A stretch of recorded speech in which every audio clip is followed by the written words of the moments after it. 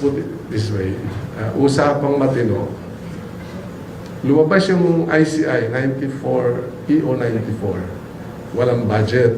So ito po no mga kaibigan, pakinggan natin ang statement ni Singson, yung nag-resign na ICI commissioner, kung gaano kalabo itong ICI, no? Kung gaano ito parang walang kwenta from the start. Pakinggan natin.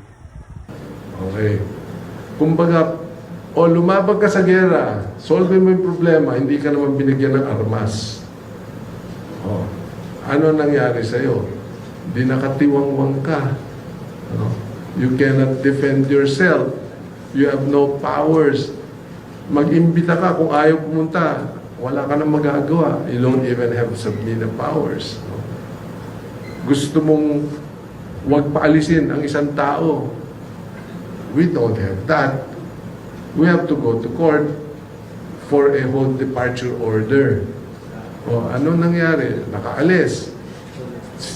Sisisihin pa kami doon. Punching bag ka na naman. Ba't hindi nyo pinigilan? Wala nga kaming power to stop that guy from leaving. Pakulong nyo yan, yung kurakot. Wala naman kaming power na magpakulong. O di, sino sinisig? ICI. Ang bagal nyo. You must be protecting the big fish. You must be protecting somebody. So binato ng lahat sa ICI. That's what I meant. So yun po mga kaibigan, no, klarong-klaro po no sa statement ni Singson. No, sa 3 months nila walang budget. Walang budget yung ICI. Sila pa mismo yung dumudukot ng sarili nilang pera.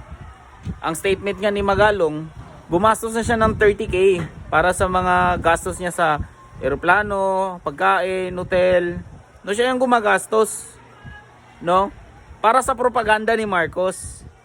No, so tama nga yung sinabi ng marami na itong ICI ay ginagamit lang ito ni Marcos na propaganda para sabihin na champion siya ng anti-corruption. Para sabihin na may ginagawa siya. Pero yung totoo, wala. No, kamakailan lang binigay na yung 40 plus million na budget ng ICI.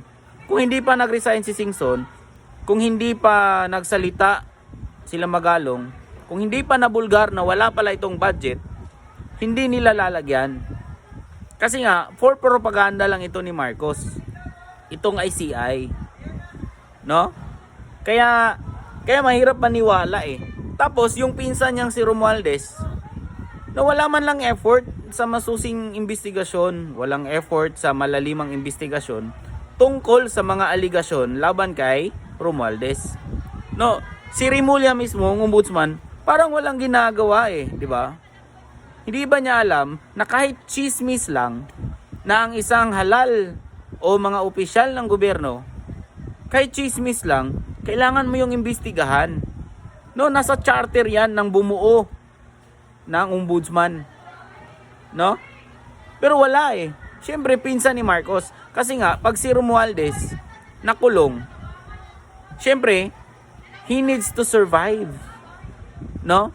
Hindi pwedeng, pag si Romualdez ang nakulong, siyempre sasabihin ni Romualdez, hindi pwedeng ako lang. No? Sama-sama tayo dito.